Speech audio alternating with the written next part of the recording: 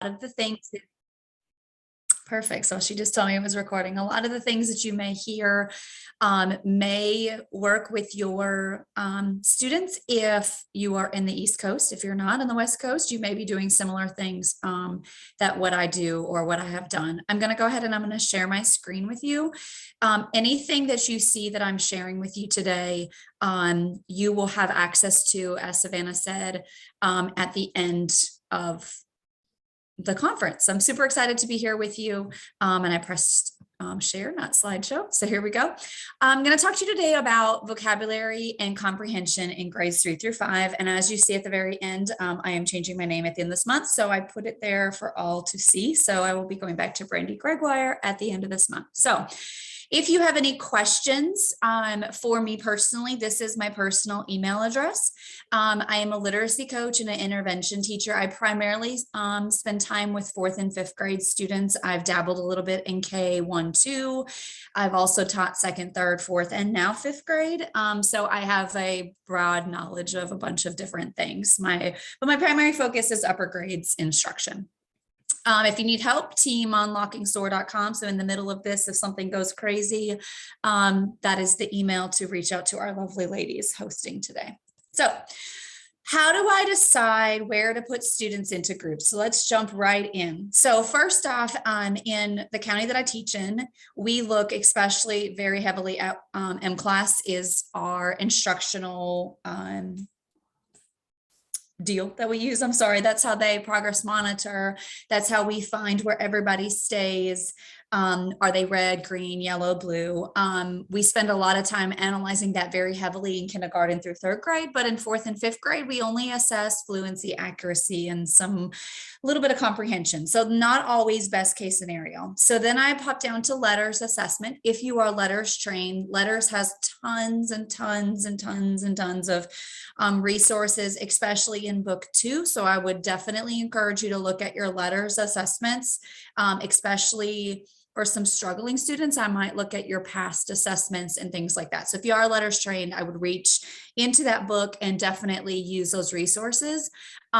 Or if you don't have access to M-Class or iStation or any other overall assessment like that, and letters is not something that your county or state has picked up yet, then maybe look at the skill that you're trying to teach. If I'm teaching main idea, go ahead and give a passage that tests main idea, that gives theme. So kind of give you an idea of where or what you want to be teaching. So first off, a lot of the things I'm going to talk about is teacher preparation. If you are not prepared to teach small group instruction, your students won't be able to do small group instruction. So it's a lot of teacher preparation is really what I'm sharing with you.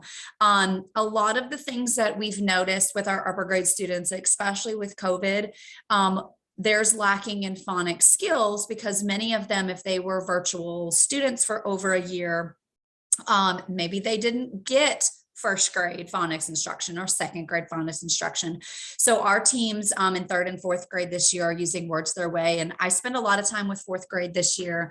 And our students have been assessed on Words Their Way. So I'm giving you lots of different programs and things that you can use, but the access, the resources are definitely available if your county has these things. Or for lack of a better, any other way, you can homogeneously, I'm going to take all of these students that are struggling all with main idea, put them in a group, or I'm going to heterogeneously mix them and I'm going to have different levels. So that makes it a little bit much more complicated. However, if you do a heterogeneous mix versus a homogeneous mix. So where do I start with groups? Really, it's where you are trying to get your students. I would definitely think about where your students are first. As far as phonics instruction, if your students are not strong in phonics, you need to start with phonics instruction. And I know that that leads to, yes, but they're in 3rd, 4th, and 5th grade. We need to focus on comprehension.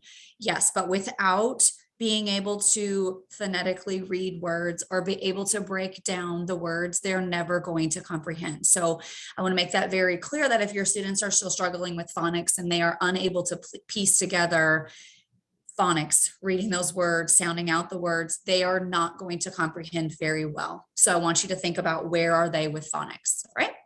So let's talk about fluency because fluency also ties into phonics instruction. What I have done with my upper grade students, because fluency is still important. A lot of my My third, fourth, and fifth graders don't like to read things over and over and over again. But at the end of the day, practicing reading involves you reading and rereading and reading all the time. So if I take a look at fluency strips, think about high frequency words. We all have the Dolch words, or we all have a set that our county may have provided to us.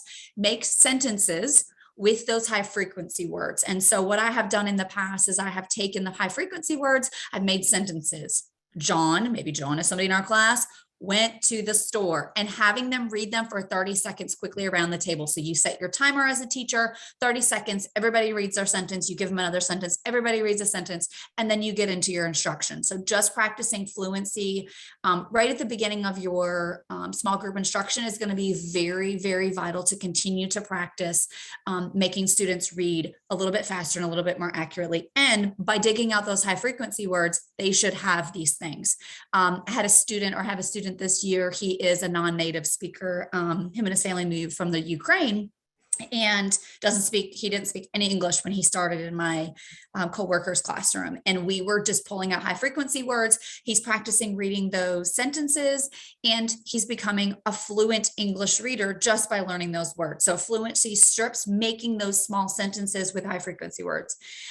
If you are getting into vocabulary instruction, and vocabulary doesn't have to be really, really hard words. And I'm going to talk about where do we get these words to make sentences around your table that you're sitting at with small group instruction. And I say table because I use a table. I've also used the floor. I sit in a circle with my students. So any kind of small group instruction, you could use your vocabulary word, mix in your high frequency words. So put those words in there, have them practicing, breaking down, setting up those words. And then also, if you're getting out a book that you're going to be reading with your class for comprehension, have every student read the first sentence in the book, every student read the last sentence in the book, something to start with fluency. So I think when we get into the upper grades, we often forget that students still need to practice reading out loud. And it is okay for students to read out loud at a small group session. So here's what I think about when I think small group instruction. For the following slides, I'm going to look at a group that I would meet with 5 times a week, or if I would meet with a group for 3 times a week. How do I decide that? And I think as educators, that's the hardest point. As I see all of this data, it comes to me, the students in the red, oh my gosh, what does that mean? Where do I go with them? So here's kind of the plan that I follow and that I've shared with several of my teachers this school year, especially being a coach for them, as well as my teammates in the past. So I would look at a 5-day week. So the first day that I have made my group, so at this point I've made my group, I've looked at, where are the students struggling? They may be in the red and M class or I station or whatever I'm using for my county. And then I've decided with some other data points, they're struggling in main idea, they're struggling with whatever it is the skill is that I'm getting ready to teach. And again, this is teacher preparation. Or they're struggling with fluency, or they're struggling with accuracy. Where do I go with these students? And now I'm thinking of upper grades, 3rd, 4th, and 5th grade. Here's my small group instruction. So as you can see, I have a Monday through Friday plan, and I would meet with this group 5 times a week for 15 minutes. And we teach, or we use the EL curriculum with our students. So this would be during our all block time. So whatever you call it, this is your small group instruction time. This is where you would spend time meeting with those students that need your support. So on Monday, I'm going to introduce the book that I'm reading, and the book doesn't have to be a full book. It could be an article. It could be a snippet of a book. It could be something that we're looking at online. So some kind of story or something that we're taking a look at, taking a picture walk, and introduce your vocabulary. Now, when I say introduce vocabulary, you have previously read this text, because the biggest thing with doing small group instruction is the teacher being prepared. And I know that you may have to take that home with you, but I need to read this text to pull out and flag different vocabulary. So what I have guided one of my teachers on this year is, as she was reading the text, I just flagged sticky notes with her, and we went through and we pulled all of the different words out of the text that seemed to be very difficult. And that's what you would introduce to your students on day 1. So I'd say maybe around 5, depending on how long your text is. Okay. Send them away. Maybe Monday you practice fluency. Tuesday they come back. Now you're talking about your meanings of your vocabulary words, and maybe you're going to word chain them. So that may mean that you're going to put them together and you're going to understand what it means and where where the word is going to be used. And I'll talk about that later in my slides about word chaining. And then have the students read the text themselves. And that's why I said maybe something small, a couple pages, and let them read that to themselves for a part of your reading group. Then the next day, Wednesday, you're going to read the text themselves as you listen in for fluency. I find it very helpful when I'm sitting at my round table or whatever table I'm sitting with my students. I pop around behind them. So as opposed to me looking straight at them, I stand behind them or to the side of them to listen to them read. And I'm just popping around to every single child to listen to fluency, as opposed to the round robin reading that many of us were used to, or many of us were shown. I'm just popping in and listening as they are reading, and then they go back to silently reading to themselves. Then I would definitely go back over the vocabulary. So now we spent 3 days of vocabulary, and maybe together find the main idea of a little bit of that point. And I'll talk about a little bit later, where do I find a main idea? What do I do? Then on Thursday, you're going to read the text to themselves again, and you're going to pop around and listen. So now essentially the students have read the story to themselves first, or the text to themselves. Now they've read it 2 more times. I'll talk about CRAP QVS in my later slides, or inferencing questions. So I'll talk about that as well. Friday, they're going to read the text to themselves again, and then you're going to have some multiple choice questions using the text to prove your answer. So across the week, they're reading that text 4 times. And yes, I know it's 15 minutes. That's why I said choose something very small, short, to the point. So this is students that are definitely struggling with what it is that they need to meet grade level standards. So the next slide, I'm going to talk about, what if I have a group that maybe they're in the yellow. I'm thinking M class is red, yellow, green, blue. So this group is like in the yellow, maybe to the green, depending on where they are. And I've cut it down to 3 days a week for 15 minutes. I've kind of made it a little bit easier, made a little bit simpler, and focus more on comprehension. So now I'm introducing the book, vocabulary words, word chaining the meanings on Monday. So I'm kind of, putting together what I have done over 2 days with my last group. Then they're going to read the text to themselves, go over vocabulary and finding main idea, which is one of the activities that the group previously, if I go back to that slide, they also did right here on Tuesday. So I'm kind of putting it together for Wednesday. Then on Friday, they're going to read the text themselves, multiple choice questions, and then purposely choose inferential questions. I think the biggest part about our higher level readers is, yes, we see that maybe they have, or when I say a higher level, a higher grade level students, they are ready to comprehend, but they may not be there because of their phonics difficulties or the deficits that they may have had for whatever reasons. But you still have to ask inferential questions. They still have to have an opportunity to try that. So meet them where they are, but yet push them a little bit higher. Okay. So this is my group that maybe is yellow, green. They may need a little bit of support. They may not. Now on the next slide, which I did not put in here. The next slide, I would talk about your higher level students. So your green students, your blue students. So the students that may need a little bit of support and may definitely don't need a lot of your support. So these 2 blank spaces right here could be your green students. You'll see them 2 days a week. So you'll put these things here into 2 days a week. And then your very higher level students, the ones that you really don't need to always see them. I might say these 2 might be your 2 green groups.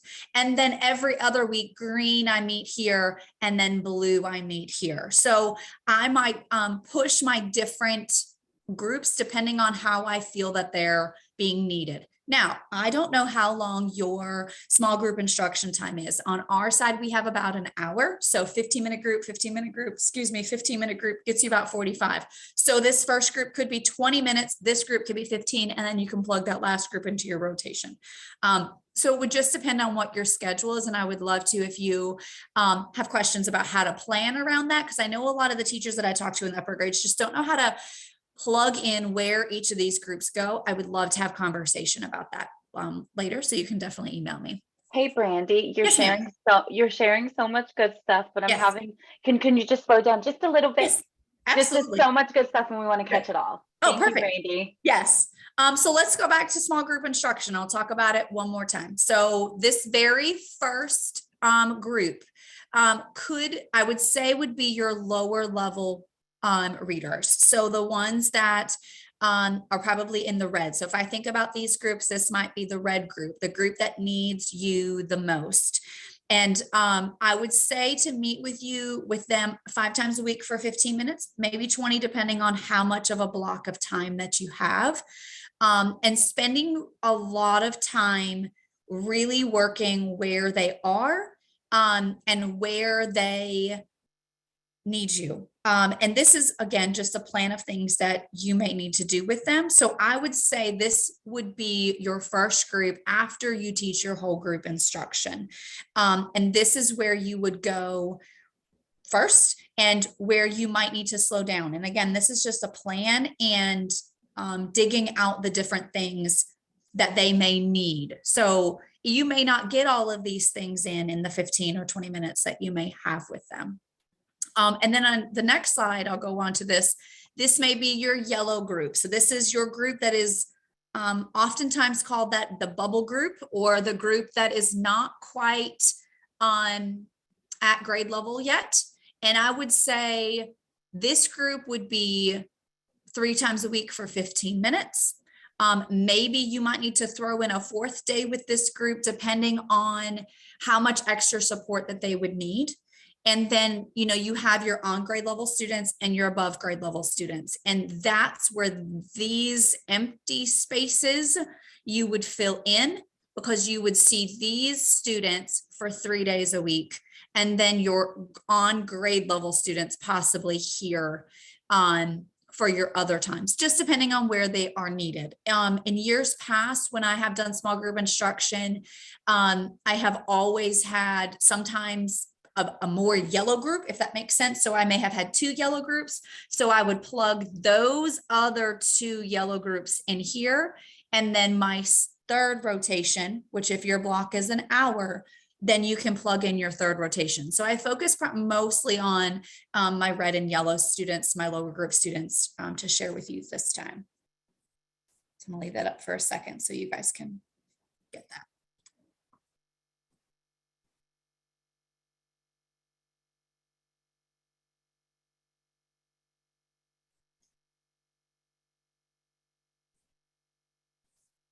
So moving from your schedule, how do you identify which text to use? And this has always been a barrier for every teacher, including myself, in the upper grades. How do I know what to use? Sometimes, and I'll say sometimes, not often, the county has provided resources, especially in my county. It's just like, here, do small group instruction. And that is not the best answer. And even a teacher who's been teaching this long, this is my 16th year in education, small group instruction has never really been showed. They give you the boxes of here's all your little books that you use, but now they're saying don't use them.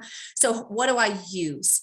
So based on your classroom observations, your universal screenings, M-class, your overall interest, I think that's a really huge part of all of this. If I have a group of students that does not get entertained by volcano books, or I have a group that I'm meeting with this year that's very science driven, they love everything to do with science topics, then you have to find what it is that they are interested in. Because if you're just coming to the table to meet with a small group just because, you're not going to get your readers.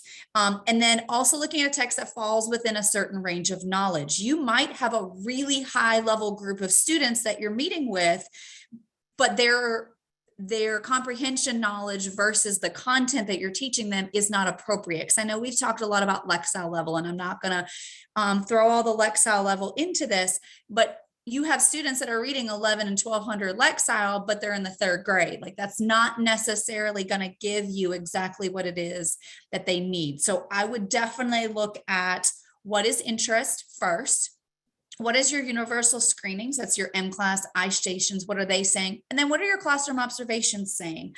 We taught main idea, but I have a higher level student who struggled with main idea. Could I put them into this group? So I will want to also say that your small groups can also change. You're not going to turn on, start your small group instruction at the beginning of the year and keep it the same the entire school year. You're going to change this as you go.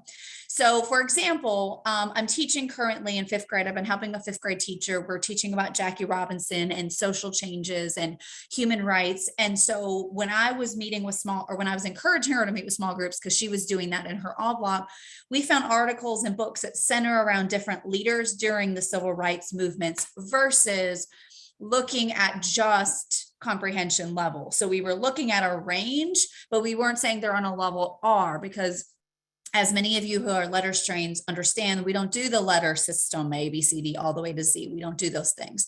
So some of the resources that I pull from is the Florida Center for Reading Research, which is an amazing resource. If you have not ever used it, I would definitely encourage you to look at it. We use a lot of ReadWorks passages with our students because they're high interest passages. You can assign them online. You can assign them through the computer. You can print them off. Our fifth graders that I've been working with don't need necessarily the computer distraction at the moment with reading. They need something that they can write pencil and paper. And then eventually we're getting there with the year with having them answer the questions online, because that's how their testing is. I've used some Scholastic articles. There's some level texts in our library at school. We have a book room at our school that we can look at. That again, I'm not just like going in there to get level R books. I'm going in there to look for interest. So I would look at your resources, what they are or where they are, and also think about your library, your local library, thinking about books like that, thinking about possibly buying book sets or finding articles of the day. We have in the past, iStation has given us certain articles. So it's all about finding resources that meet your needs, which I know is very difficult for teachers, because it's not just here's a box of all of your text.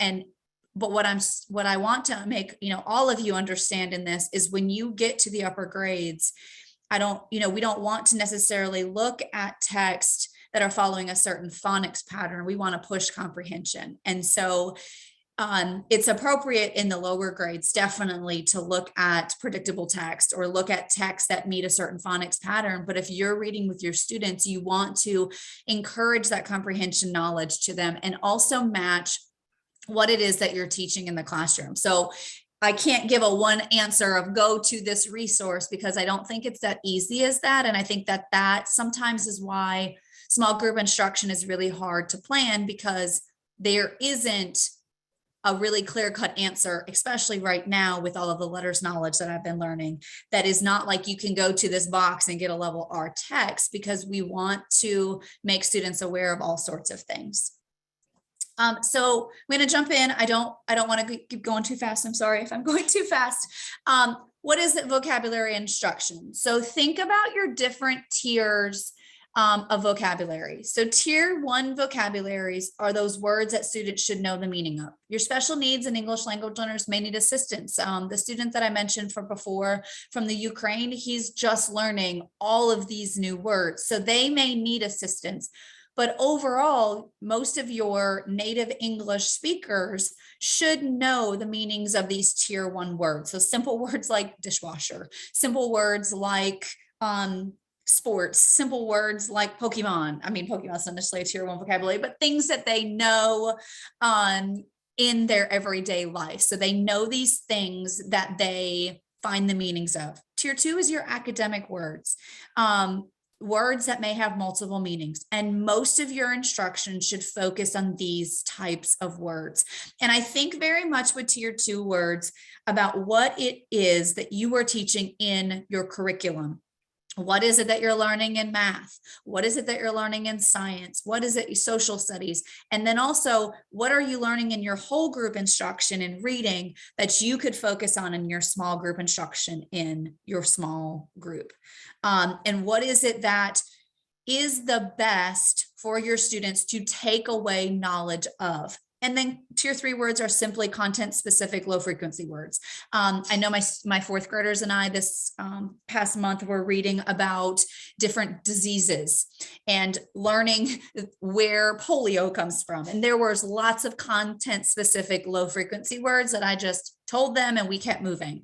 But then talking about viruses, that's a big word that's understanding, or antibiotics. So thinking about the different parts of tier 2 words and where can they get the most bang for their buck? So that's tier 1, 2, and 3 words.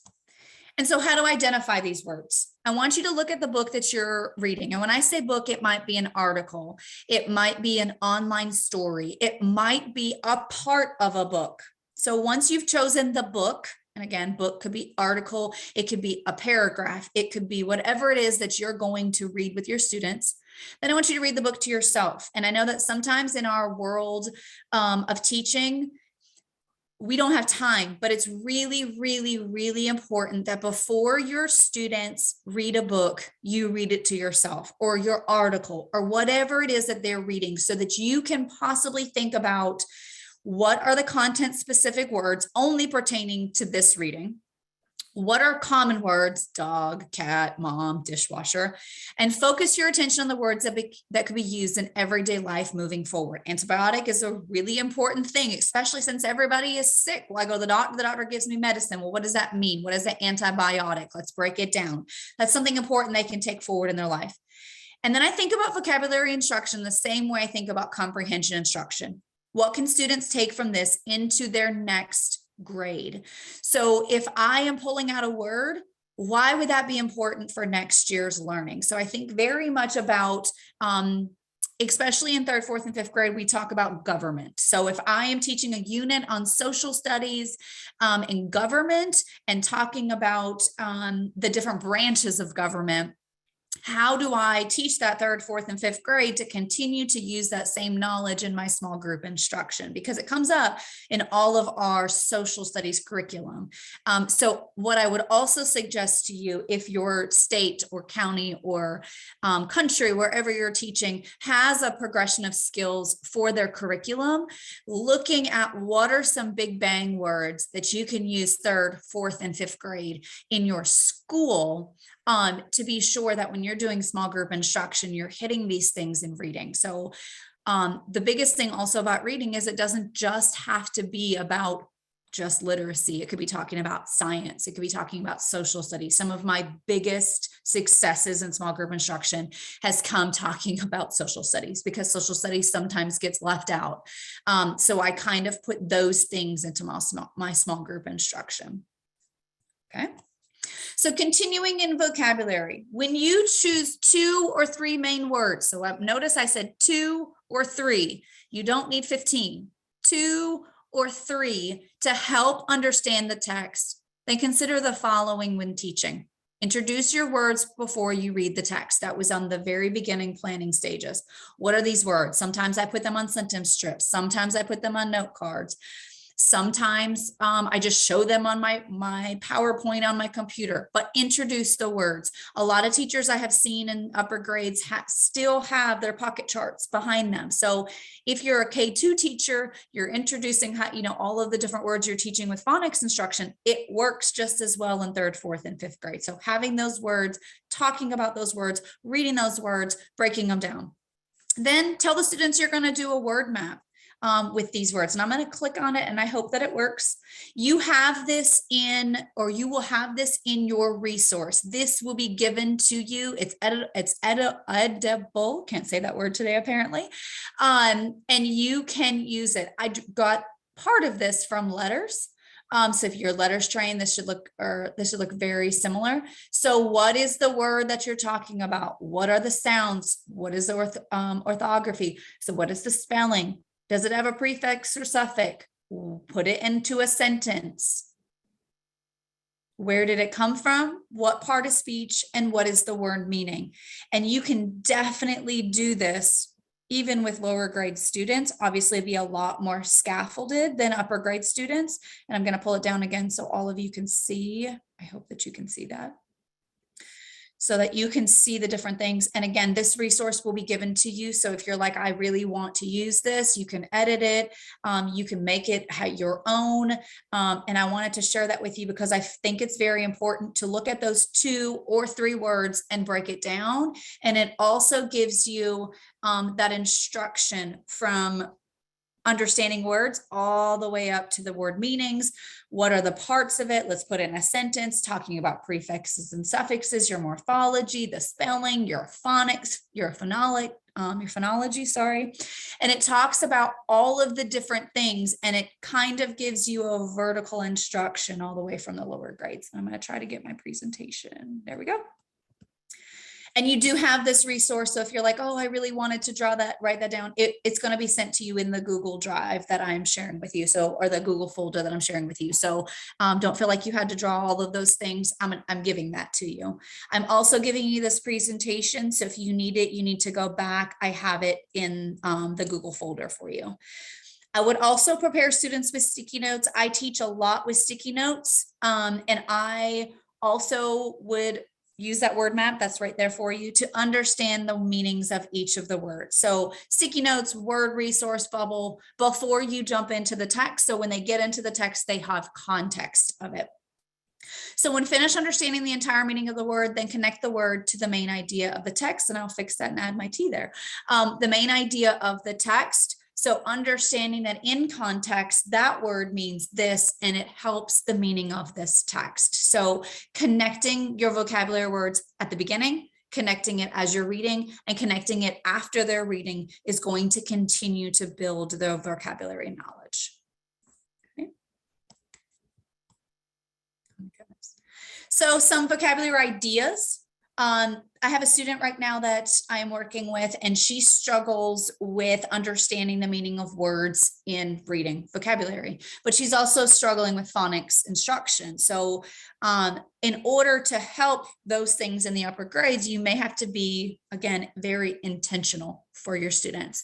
So our 5th grade teachers have made a list of vocabulary words when they come in the door every day, and it goes along with the book they're reading, the science unit they're on, or even the math unit that they're on. Right now, they're focusing heavily on science vocabulary because they get tested on science in North Carolina. And the students come in and they have to read those words every single day. So not necessarily just knowing the meaning, but being able to also read the words. Flashcards to practice finding the meaning to use during their independent work time, and I will fix that. So understanding that they need to use these words in their reading, in their science vocabulary, in their math vocabulary. So practicing them on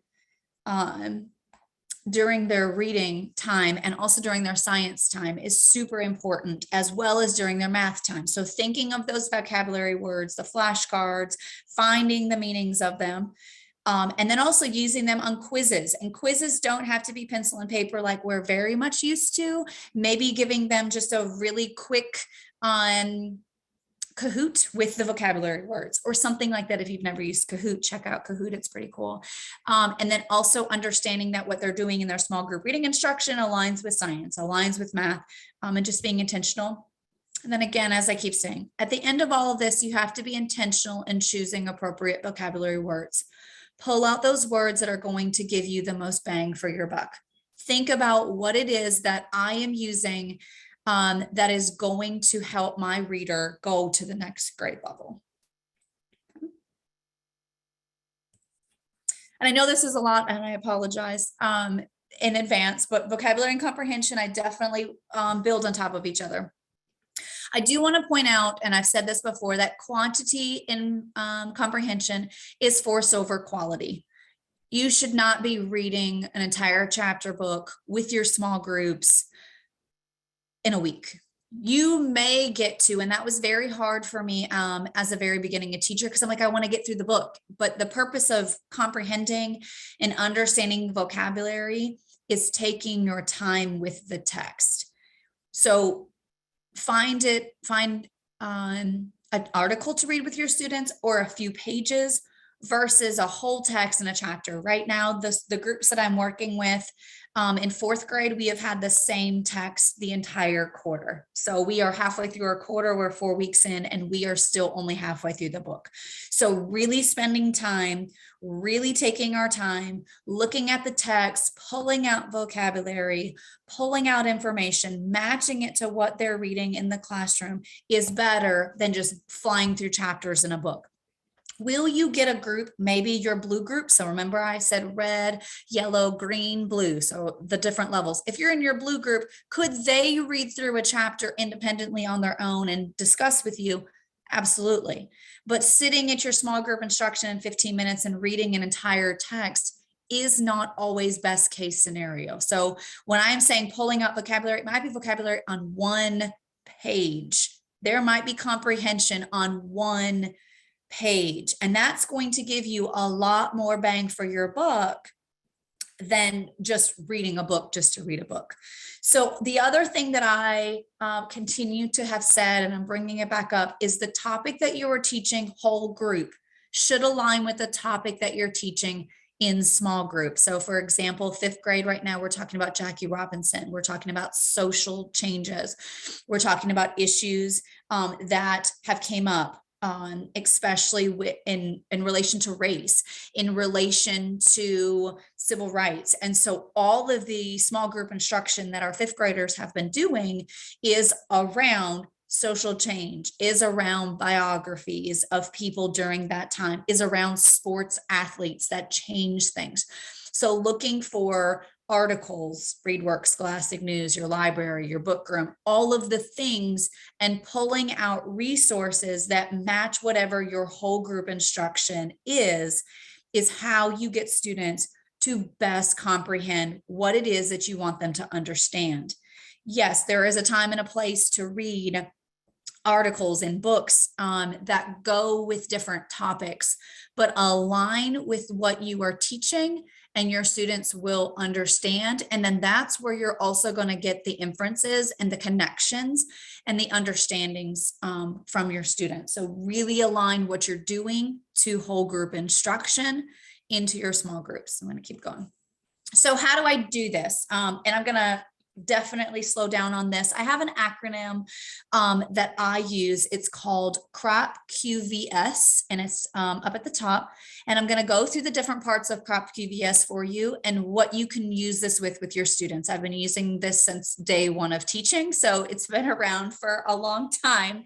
And I was actually taught it when I was in college.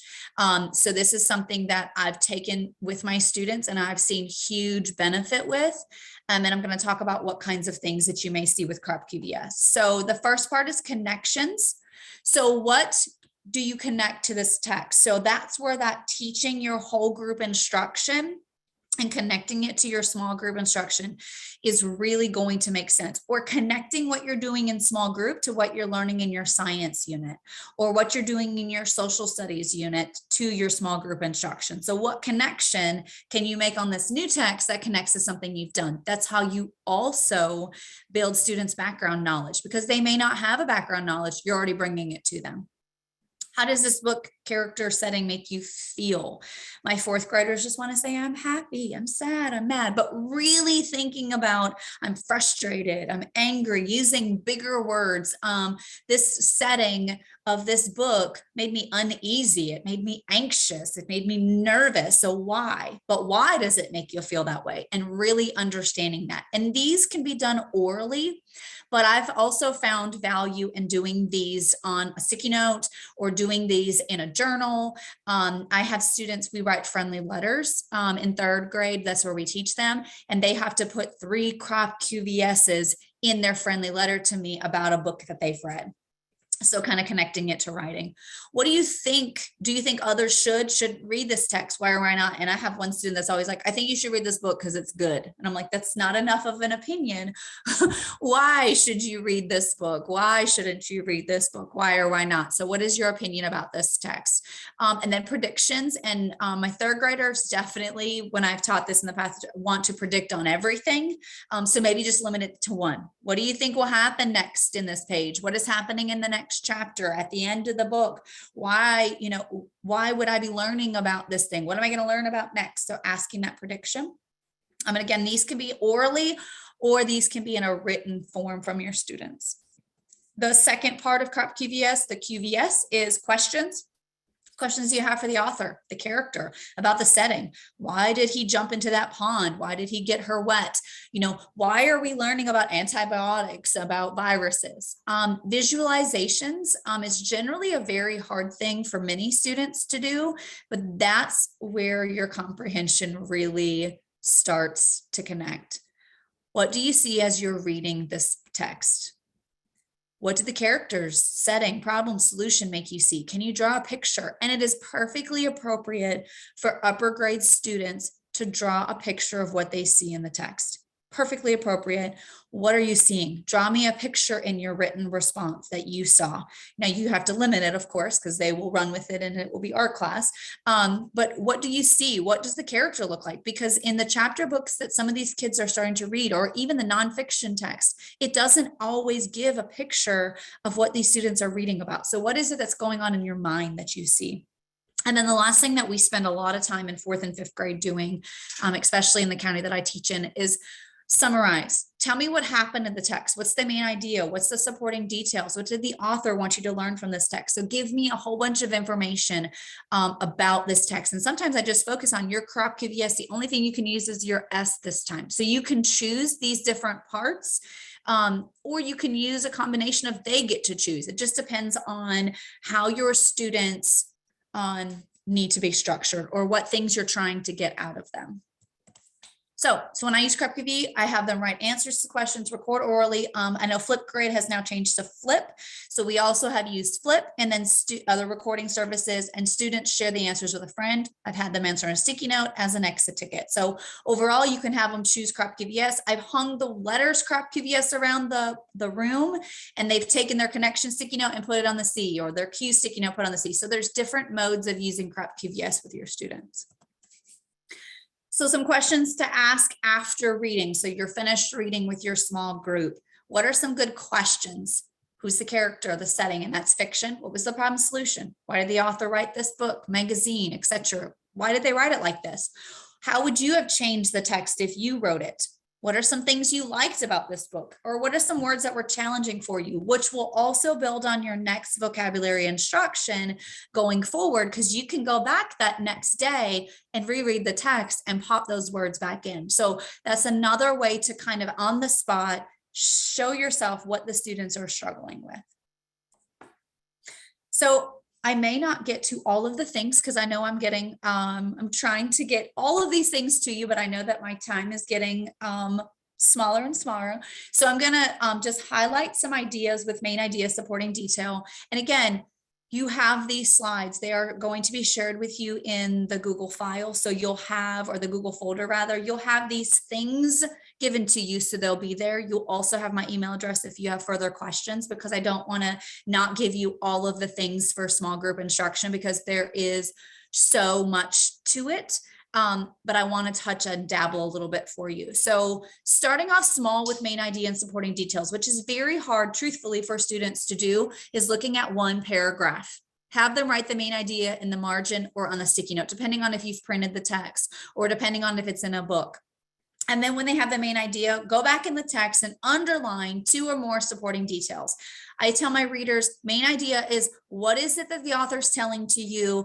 Pull it out and give it to me in your words. But then the supporting details need to be in the text. And that's going to also help them when they get to answering questions about what supporting details answer the main idea in this text or support the main idea in this text. So going back and literally finding the answers in the text. And if you can't write in the book, then they may have to write it on their sticky note.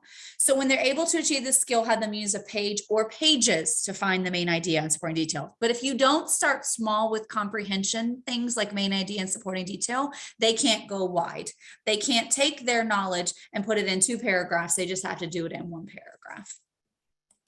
So comparing and contrasting, and I have a link here and I'm not going to click on it because I know I'm running out of time. You're going to use a modified T-chart to compare and contrast. I do not prefer a Venn diagram because the circles get squished and they don't have space in the middle.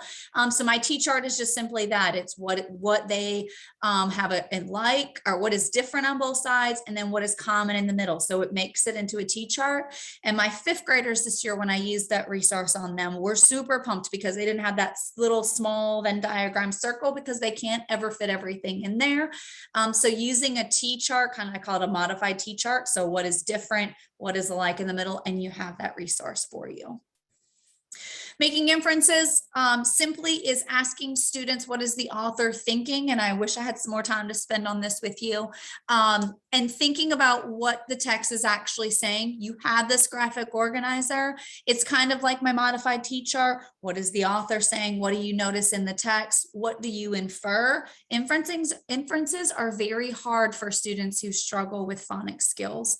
And so supporting what the author is saying based upon what they think, you have to build that knowledge with them, and then making inferences, because essentially that's where we all have to go, is we have to infer what the author's saying without even having an idea. So using what the text is saying and filling in this graphic organizer, and you have that. Multiple choice questions come up with 3rd, 4th, and 5th grade students. I know, especially in North Carolina, they take the EOG. You have to directly teach your students how to answer these multiple choice questions. Whether we want to or not, it's something that we need to teach them how to do. Go in the text to eliminate the wrong answer. Search and find. They got to look through the text. They got to cross it out. They got to highlight. They have to search and find with them. And then for questions that are not found in the text, have them use the text to identify what might be used. Don't shy away from using the text for everything. My students, especially in 5th grade, just want to be like, well, I think the answer is B. And I'm like, why is the answer B? So definitely using that text for everything, going back in the text, going back and finding information, and doing all the things with the text. Reading at home, and I believe this is one of my this is my last slide. Please encourage reading at home, even if it's just for 15 minutes. There are numerous studies, especially with lower grade students, if they're not read to at home, the achievement gap goes up and up and up and up because they're not hearing that.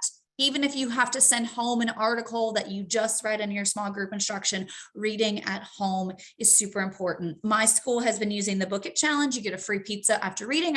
I used it when I was growing up, so I totally love it. And I put that link there for you. I also linked for you in my Google folder a family reading resources at home, and also encourage visits to your local library. I have 2 local libraries near me, and they are phenomenal. So encouraging those things. And I know as teachers, we all know these things, but just continuing to push reading at home. The more you read, the better you do with reading.